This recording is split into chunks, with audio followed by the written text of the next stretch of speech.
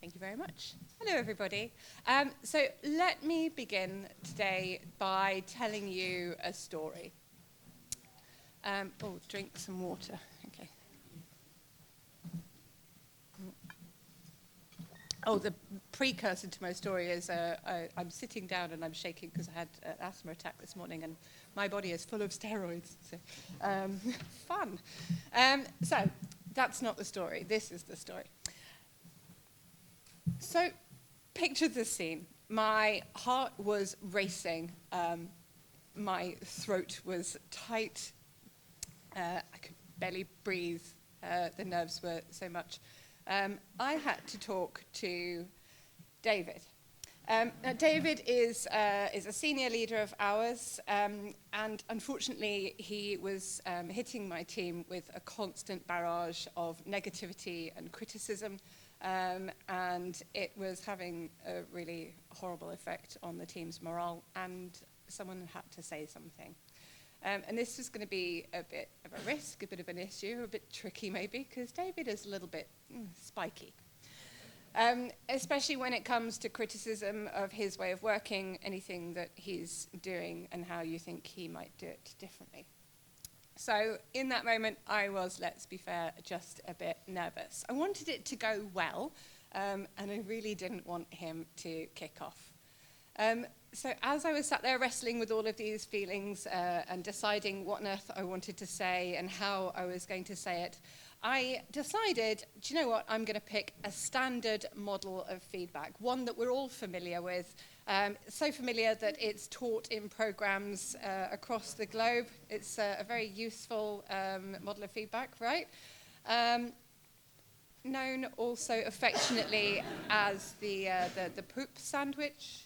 There's a swearier, less family-friendly title, but this is videoed, so I won't share that today. So I was feeling pretty tense. You're welcome. It's going to be like this just for this bit, I promise, the bad jokes. And hang on, there's one more. I was, you could say, on edge. It took me so long to... No, never mind. Moving swiftly on. So David, predictably, kind of had a bit of an overreaction, let's be fair. It didn't go the way that I wanted it to. He didn't quite get this bad, but emotionally, verbally, it wasn't far off. So I should say at this point, hello, my name's Ceri. I'm an Agile behavioural coach. I have a background in teaching. I spent some time doing some counselling. I have studied psychology. I am currently, alongside everything else, I'm a trainee neuroscientist, which is really good fun, because I ended up winning meningitis twice, which then exacerbated my ADHD. So as a consequence of that, I kind of wanted to know what was going on in my slightly messed up brain. I love brains. Brains are awesome. And it turns out that my study and my background is incredibly useful in my work now. Who doesn't love brains? So, thinking about brains, let's take a look under the hood. What sits underneath? Where do these reactions come from in these moments of stress and tension? To begin with, I want to make a really important point. Any neuroscientist in the room will tell you it's got nothing to do with lizards or monkeys. So mine and David's brains, and indeed, hopefully, most of yours, have had the same structure, the same basic structure for millennia. The structure is the same now as it was eons ago. It's just that it's a lot more complex. So back then, you had a simpler system of multi-cell. It was more of a control center than a brain as such, but the basic structure was still there, and all that's happened is that it has grown, evolved, expanded into a more complex organ that has adapted to help us make more complex movements. So I'm going to talk to you then about a slightly more effective model, which is the hand-brain model, which comes from Dr. Dan Siegel. Now, I'm going to need a volunteer at this point, because my hands aren't working, and normally I would just show you this. Actually, no, I've got a picture on the next slide, don't worry.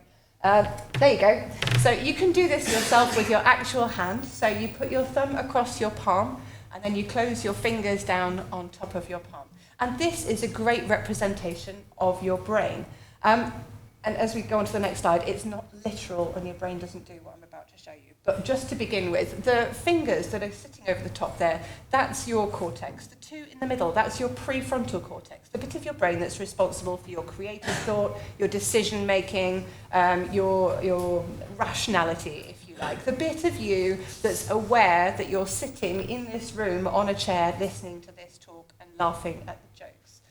Actually, not so much, but that's a different story for another time. Laughter is a social construct. Different story, another time. Rabbit hole. Okay, so, whoops, too far. That is you in a calm state. So this is me before I knew that I was going to give David any feedback. But then when I come to the point where I have to give David some feedback, whoops, wrong way. Whoa, there we go. This is what happens next. So Dr. Dan Siegel calls this flipping your lid. So if you lift your fingers up from that closed fist shape that you were forming, you'll notice that your prefrontal cortex, your rational, logical, decision-making, problem-solving bit is no longer connected to the rest of your brain. Now, like I say, this is not a literal representation. Your brain's not in the middle of your skull, like flipping. It doesn't do that.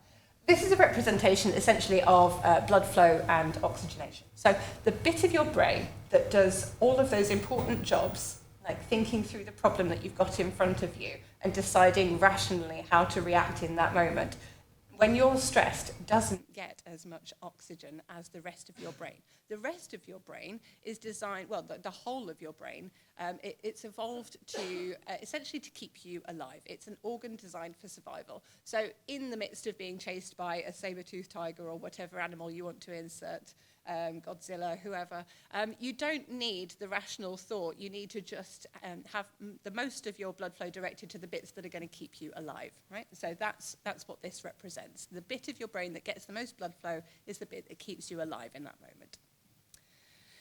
Okay, so we're going to focus today, and of course I'm sitting right in front of it, but we're going to focus today on the amygdala. So that's the bit that's on your thumb knuckle there.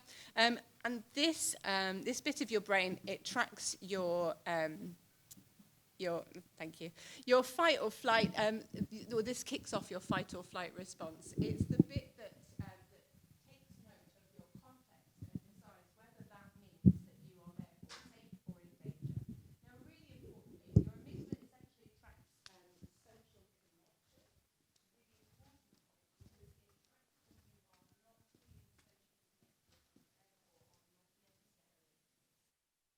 Historically, we're herd animals. We need to know that we've got people around us to know that we're being kept safe. So when we come to something like giving feedback via this very effective model, where you've got some information that's there to make you feel nice, and then the real meat of the conversation, followed by some other stuff that's there to make you feel nice, what your amygdala is tracking is that bit in the middle. And that's the bit that you get a hold of. That's the bit that you focus on. That's the bit that tracks. Right? And you're not being kept safe in that instance. You're not socially connected. And actually, when you get negative feedback, it registers as almost as physical pain. So the same areas of your brain as you would that would light up if you were being physically kicked or punched. The same areas of your brain light up and become activated when you're receiving negative feedback or criticism. So that's what happened to David. He fully drank the Kool-Aid. He became all of these things and more. He became incredibly defensive in that moment, was shifting the blame elsewhere, desperately trying to escape the responsibility. And he then, of course, attacked back, because that helps him to feel safer in that moment.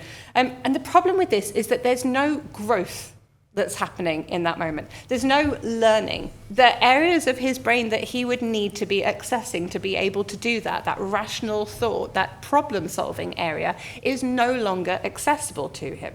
So he's hearing my feedback, but what he's hearing is, you're an outcast, you're worthless, you're rubbish. And that's what he's tracking. He's not following the feedback. So, Eric Kofman, talks about the drama triangle. So this is a representation of the drama triangle. When we are in a drama situation, we tend to fall into one of three roles. So we either become the persecutor in the moment, or we become the rescuer, or perhaps we become the victim. And when I think of David, I'm also labeling him with one of these labels, and David is thinking of me. Not only that, we are also performing one of these roles ourselves. And these are the sorts of things that we think to ourselves. Now, you might recognize one of these yourself. So have a moment and just, I don't know, have a moment and have a think about which one you think you tend to fall into when you're in those drama conversations, drama situations. Yeah, the uncomfortable truth. And we all tend to fall into one, right? And unless you have some pretty extensive transactional analysis training, and even then there's still a default position that you fall into before really recognizing where you're going. So this is connected to our identity, really. So for most people, our sense of identity is closely linked to our sense of self-worth. So in that moment when I'm getting that negative feedback, it means that I'm physically hurting when it goes wrong, because I'm able to tell myself and believe a story that says this criticism that says that I'm now outcast means I'm being ostracized from the herd. That means I have no worth. I have no value. My identity is tied to that feeling. And that's why we have such a strong reaction in that moment. So then we defend ourselves to protect ourselves, and also to show ourselves that actually I do have worth, I do have value, I'm the strong person in this situation. That's why we fight back. I do have value, I've got things to say, and I'm not wrong, because if I'm wrong, that means I have no worth.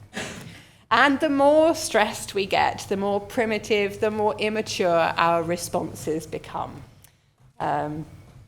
I have a story about that I can tell anyone later, about a time where I was heavily hormonal and pregnant, and there was a face-off on a one-way, a single-track street with, another car. Fun.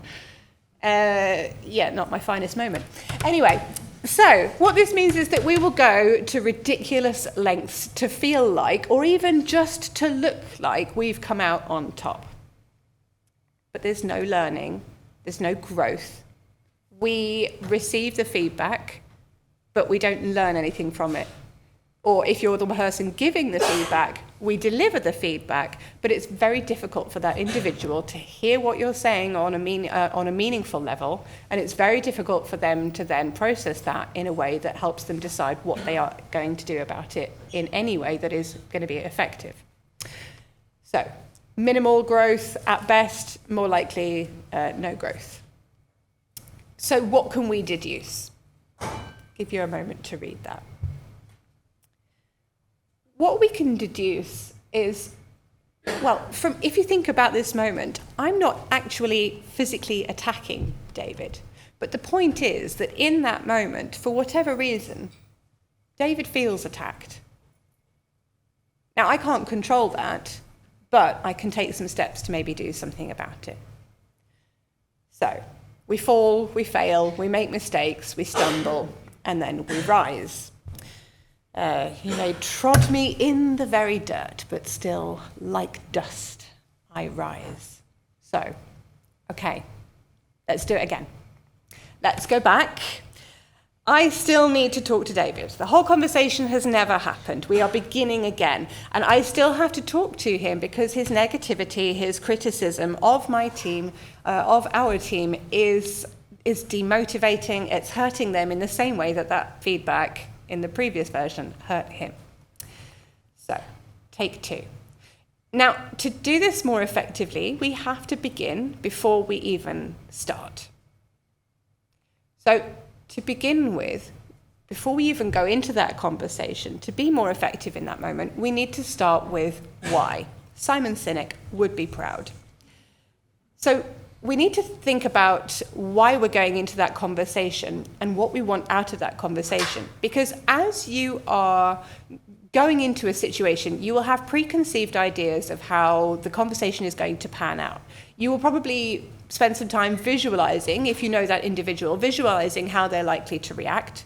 And you're already picturing how they're likely to react based on what you know about them. So if I know that David is quite volatile, I'll be predicting that. And I'll be gearing, subconsciously, my language towards the fact that I'm expecting him to react in a volatile manner. So that means I'm formulating words, formulating sentences that assume that's how he's going to react. Before I even go into that conversation, I'm already defensive because I'm already expecting an attack. I'm already in that flipped lid position, even before I get to the conversation. But if I'm able to think about why I'm going into that conversation, why it's valuable, how it's going to be useful, how it's going to help us as a team, and hopefully help him as an individual, I can begin to formulate a different picture. And the picture that I build affects the words that I choose and the sentences that I create as I create them when I'm talking to him. And if I can prime myself into formulating that picture before I go into that conversation, I don't guarantee success, but I certainly give myself a better chance of it going well. So, thinking about the problem that we are facing as a team, thinking about what we need as a team, how that benefits the team, how that ultimately benefits David, how that ultimately benefits the organization. Thinking and expressing or visualizing the outcome of that conversation. Not the conversation itself, but what I want to happen as a result of that conversation. What's that going to look like? So, I can then ask myself, given what I know of David, given what I now know of what I've just visualized in terms of the outcomes, am I really willing to do the work? Because if that's really what I want, I'm going to need to take some steps to achieve that. Is that really what I want? And am I willing to take those steps? So again, this is priming your brain, deciding what we want and working towards it. And we can ask ourselves some questions. So what we're moving towards when we go into that conversation is an understanding that even though the conversation might not be perfect and it might not be easy, what we can hopefully move towards is a conversation that is a bit better. So, next, there's a lot to think about here, right? But we want this to go well and we don't want angry panda. So, we can consider something like Martin Seligman's active constructive model. So Martin Seligman has created this wonderful piece of information here. So we've got the two lines. We've got the passive into active and the destructive into constructive. So if we are acting in a passive and destructive way, then this is where we're coming to the conversation with a bit of a shrug, like whatever. I don't care how this goes. I don't care about you. I don't really care about me. I'm doing this because I have to. If we're in the active destructive quadrant, we are coming across as a bit of an arse. And this is, let's be fair, this is where the feedback sandwich firmly sits. If we are constructive, but we're doing that passively, this is where we're being really nice. We're saying, hey, David, I really like the way you talk to the team. You're doing great. Keep doing, you do you. It's really ineffective. We're never going to get what we want that way. And David's going to have no idea that anything is wrong. He's going to carry on doing exactly what he wants to do. If we move into the active constructive quadrant, though, that's where we start to see growth. We're focusing on what can be done, and we're focusing on how it can be done better. And I'll go into detail a bit more on this later. So we've also got the option of choosing our stance beforehand in terms of how candid we want to be and how much care we want to bring to that conversation. So this is the radical candor model from Kim Scott. And again, a similar stance. So we've got the shrug in the low candor, low care. And yeah, it works a similar way. As I say, I'll go into a bit more detail into this later. Don't panic, don't worry. So I've borne all of these things in mind beforehand, and then I need to actually go and talk to David about his negativity, about his criticism. Still not an easy conversation to have.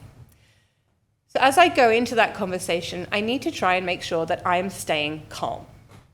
I need to make sure that I am aware as I'm speaking, as I even enter the room or the Zoom or whatever you choose to use. I didn't mean for that all to rhyme, but it did. Excellent. As you go into that conversation, you want to be noticing your state. So am I in that calm state, or am I in that flipped lid state? Now, that can be really hard to recognize in the moment. There's a lot going on, and especially if there's a lot of thoughts flying around, it can be pretty hard to pick anything else out amidst the noise. But by intentionally giving attention to this before you go into that conversation, and as you go into that conversation, you give yourself a better chance of doing something about it. So as you go into that conversation, are you noticing, as I did at the very start, are you noticing your heart racing? Are you noticing that your muscles are tense? Are you noticing that your fist is clenched? Are you noticing tension in your shoulders or the way that you're standing? Are you standing with your arms folded, or any sort of, or if your hands on your hips? That's another one. So trying to make yourself physically bigger as you go into that conversation. So all of these things help you notice on a very on the first level, on an initial level. And then going onwards, do you have a lump in your throat? Do you have a knot in your stomach? Do you feel a bit sick almost? Do you have butterflies? Are your hands shaking? Do you feel sick? And then when you begin speaking, are you speaking louder than usual? Are you speaking faster than usual?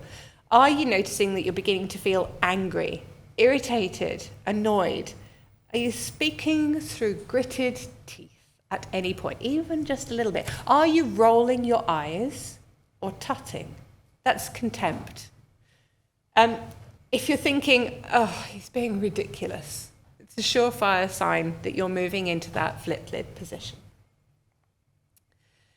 Now, if before you go into this conversation with David, you've taken the time to share this flipped lid model with him, this is a really good opportunity for you to show him that perhaps as you're starting to tell him these things that you're telling him, you're in a flipped lid position. Now, this does take a bit of practice, a bit of safety. It does take your teams being familiar, or the people you're working with being familiar with the model, but it's a really useful conversation to have.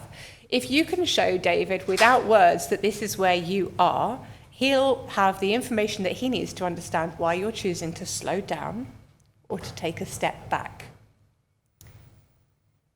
And flicking your fingers up is a lot easier than trying to find the right words to say, I'm feeling really threatened, or I'm feeling really nervous, or I'm feeling really anxious. And to do that without blame as well. Okay. So, to keep yourself in that calmer, unflipped state, we come back again to why. Why am I in that conversation? Why am I speaking to David about this? Why is this important? What's going on for me? What's going on for the team? How is this beneficial to me, to the team, to him, to the organization? So remind myself of the outcome. The next thing that I do as we go into that conversation is I don't assume that I know where David has been coming from this whole time. I don't assume that I understand the motivation behind his actions. I don't assume that I understand why he's doing or why he's reacting the way that he's reacting. It's really easy in these situations to say, well, he's just an asshole, right? That's not necessarily true. He may have other things going on. He might be a really lovely chap, but I don't know if I go into that assuming that he's not. So all I know is the information that I already have. And the problem is rarely the problem. There's always a lot more that sits underneath it.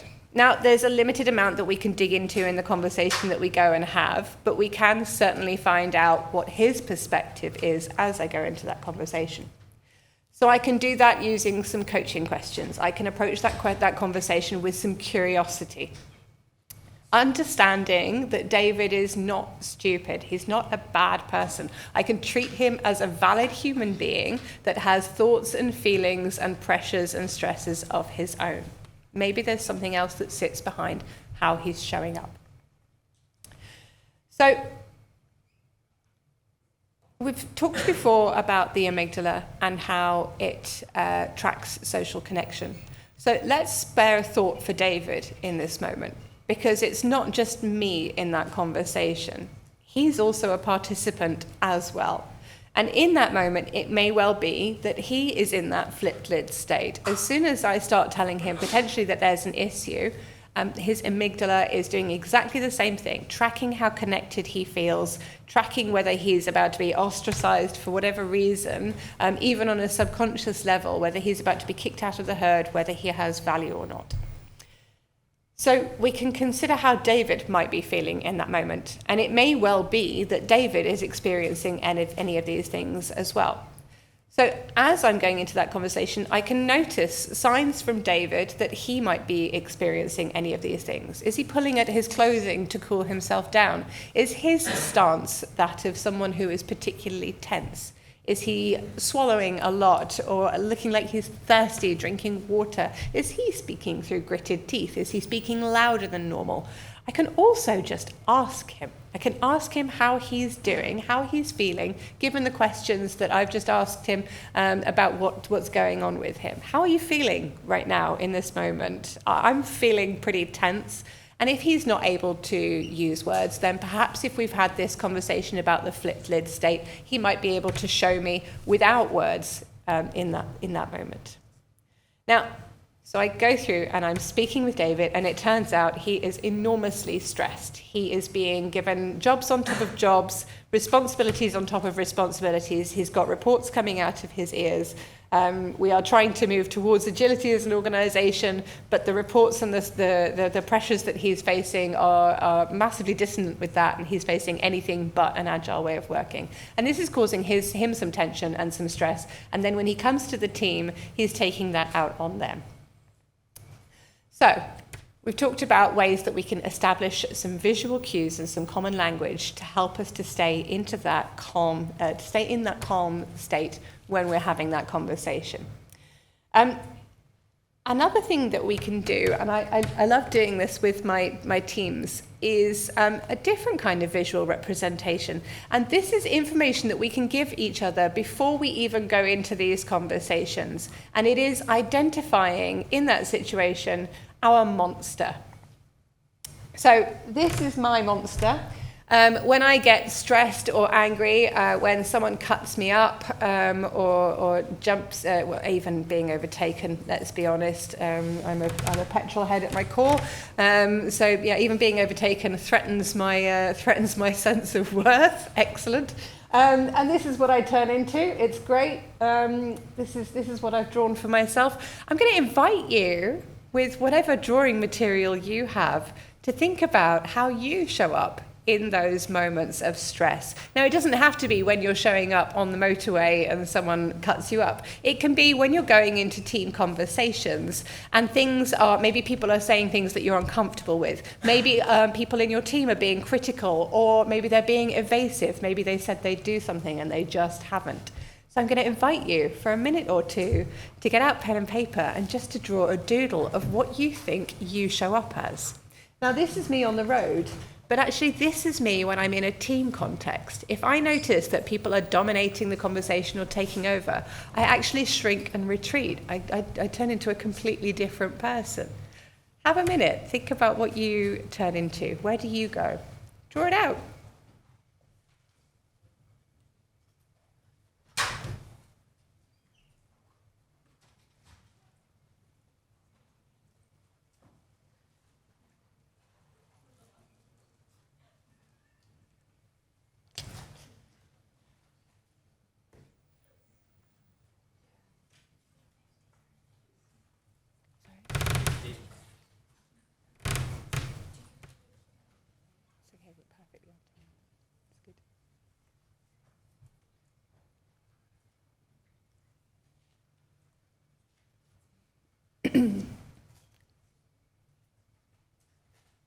So then, when you've drawn it, and it doesn't have to be a complicated beast, when you've drawn it, just show the person that you're sat next to what your monster looks like.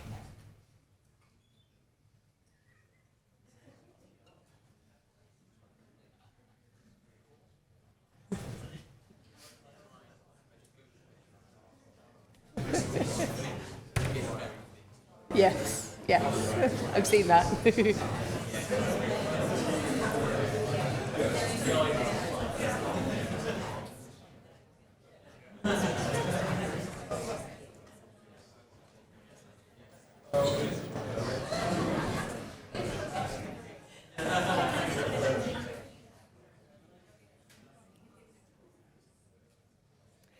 All right. So I hope that was useful and informative. So this is one of the first things that I'll do with a new team, because it can be a really useful visual reminder when you go into those conversations of where each of you goes when you're experiencing those stressful moments. So we keep these up on our whiteboard, and we also have a version, if we have virtual whiteboards, we keep a version on our virtual whiteboards. And if we're having a conversation and we notice one of our team members going into the state that they have drawn in their doodle, it's a really useful tool for us all to know that that person in that moment is not feeling safe. Because we don't always remember, or maybe we feel just a bit daft doing that, right? But actually there's a useful visual reminder that means that everybody else on the team can take collective responsibility for the well-being of that individual, knowing that they are not in a state to necessarily do that to the best of their ability themselves. Okay. When we're having the conversation, when I'm having the conversation with David himself, I can also consider whether he tends towards having what's termed as a prevention focus or a promotion focus. So if you're someone that has a promotion focus, you tend to be someone that is geared towards or focused on anticipated gains. So you're looking to strive towards things that give you outcomes, gains, rewards. If you have a prevention focus, on the other hand, you will be more focused on avoiding loss. So the outcome is the same, but the motivation is different. If you're focused on avoiding loss, you're trying to avoid failure. You're trying to make sure things don't slip up or break. You're trying to ensure there is no catastrophe. So just to give you a real-world context, if you think about brushing your teeth, for some of you, you'll brush your teeth so that your breath stays clean, so that you have pearly white, shiny teeth, so that you have lovely breath and clean teeth. For some of you, though, and that's the promotion focus, for some of you, you'll be brushing your teeth so that you avoid cavities, so that you don't have to go to the dentist, so that you don't have bad breath. So the outcome is the same. You're still brushing your teeth, but your motive is different.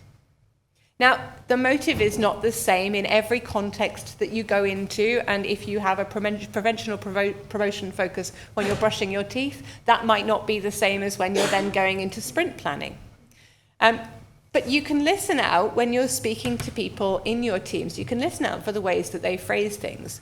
When they're talking about things during sprint planning or during backlog refinement, are they talking about the potential problems, the ways that things might fall down, things you want to avoid doing, places where you might end up breaking things? That's a prevention focus.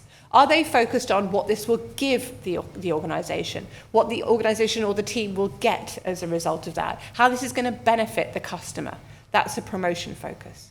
So as I'm talking to David, knowing who he is, knowing how he tends to focus, if I know that he tends to have a prevention focus, I can gear what I say to him towards the losses that he wants to then avoid. This is a bit more sticky for him than expressing the concept the other way around, because it's more meaningful. It gets a hold of him emotionally, but he's able to visualize what that outcome looks like because it resonates with his view on the world. And if I don't know what that focus is before I go into the conversation, I can use those coaching questions earlier and his answers to those to give me some insight. And if I still don't know, I can phrase things in both ways. So literally saying the same thing twice, but saying it one way.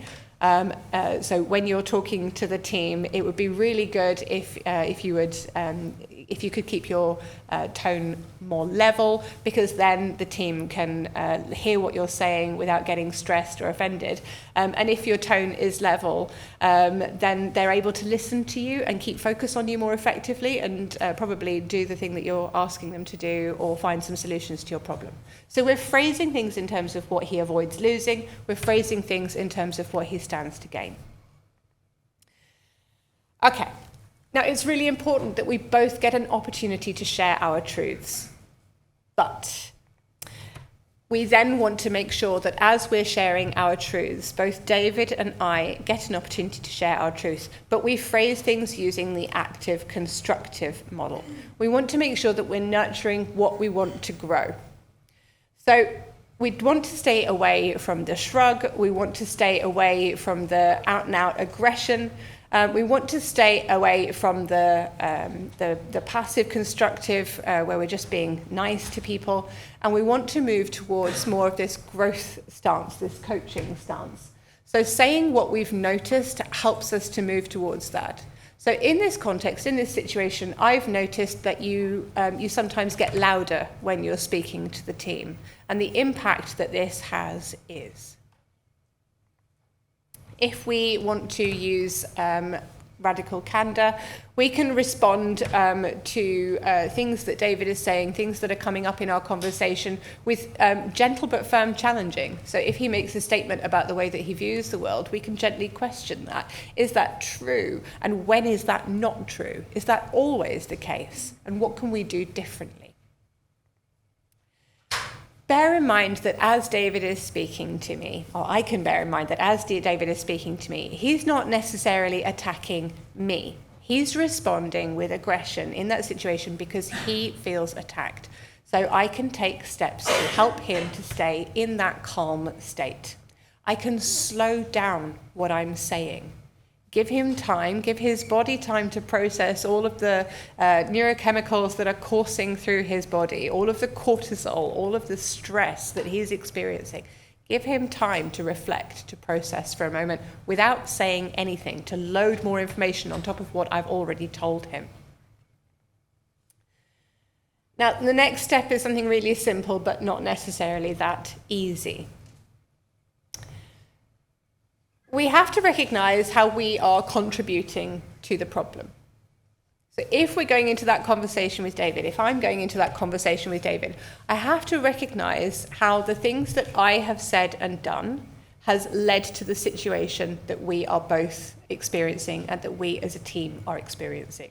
I also need to recognize how the things that the team has done, without blaming the team, but the things that the team has done have contributed to this situation. If David is being critical or negative, it's not just on David.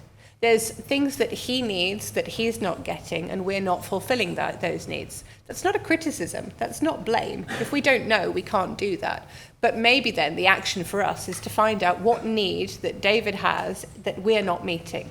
What am I doing that could be contributing to the situation? So I noticed that I haven't been asking you what your needs are, what your outcomes are, so that we can make sure that we're giving you the information that you need, so that you're getting, you're able to fulfill those reports without impacting our ways of working. So that's something that I can do differently.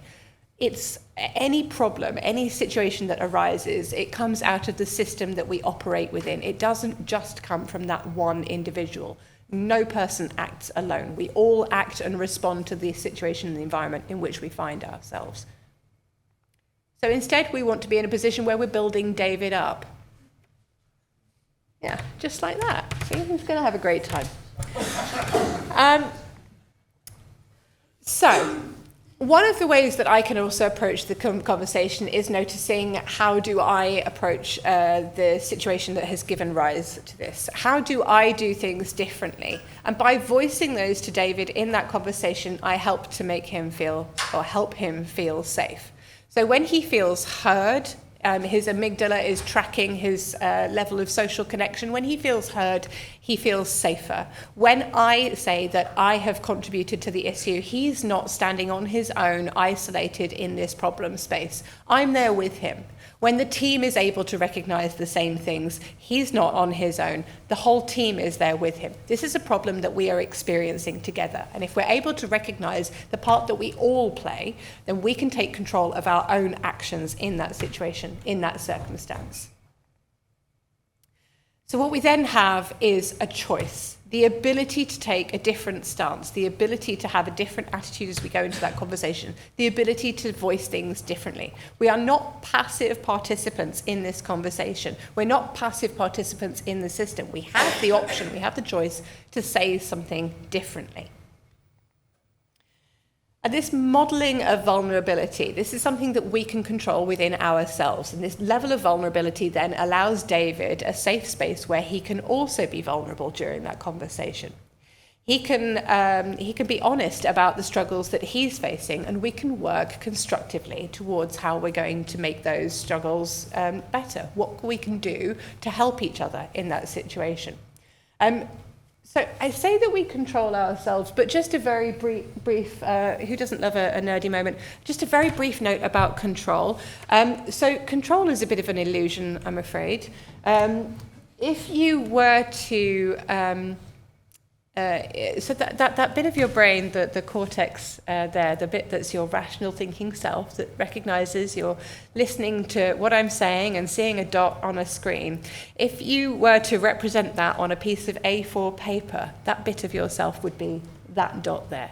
And all of the other responses that your brain has to the situations that you find yourself in, the context that you find yourself in, all of that mapping, all of those reactions is all of the rest of that piece of paper. So all we can do is respond as soon as we notice in the moment. We don't have the ability to simply control what we do, and that's why you will get this wrong, and that's okay. We're not trying to be perfect in this situation. We're trying to be better. So another way that we can begin to be better is reframing where we stand on this triangle. So we can take a moment, we can move to a different stance, and we can change the way that we view ourselves, the way that we view our position. We can move into the position of being vulnerable and honest about our feelings, or we can gently and actively, constructively challenge, or we can take the option of coaching in that moment. So I'm going to leave you with 4 steps that you can take, and we've already explored 3 of those. So I began with explaining to David what it is that I want out of this situation. I then moved on to describing the outcome, and I can tell him that information as well. We then took a minute to share our truth and notice how we were each feeling in that minute. And then from there, we can go on and agree what our next steps are. So we decide together, not him on his own, but as a pair or as a group, where do we want to go from here? At no point should David feel isolated in this conversation. And if we're doing things together, we're able to move towards better outcomes as a whole, rather than just better outcomes for David, better outcomes for me, better outcomes for the team. And on that happy note, thank you.